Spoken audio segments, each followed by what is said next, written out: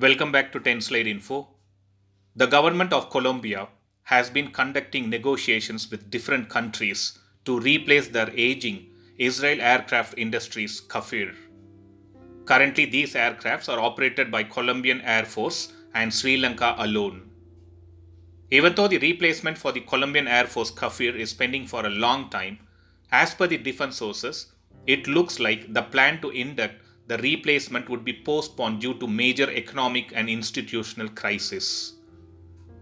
Replacing around 20 Israeli Kafir fighter jets, which Colombian Air Force bought 3 decades ago, could cost more than $1 billion US, and at the moment this is going to be very difficult for the Colombian government.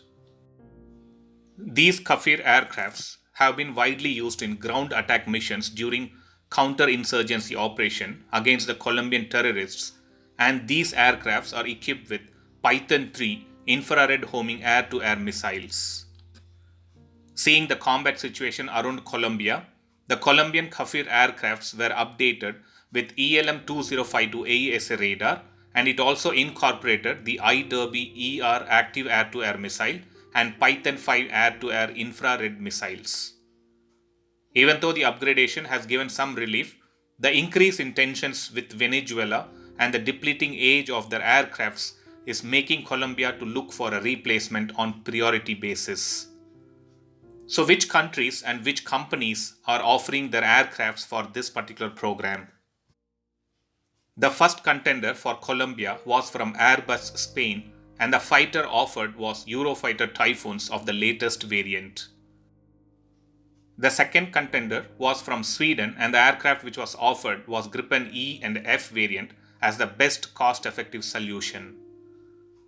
Coming to the third offer, which came from Israel, who were willing to offer the same Kafir fighter aircrafts in an upgraded variant which was called the Kafir NG version.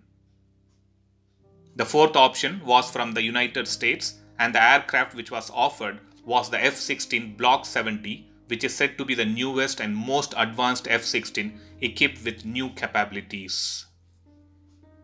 Even though these were the contenders, as per the defense sources, Colombia started negotiations with Lockheed Martin for the F-16 so that the planes can arrive in Colombian Air Force by 2023 and 2026.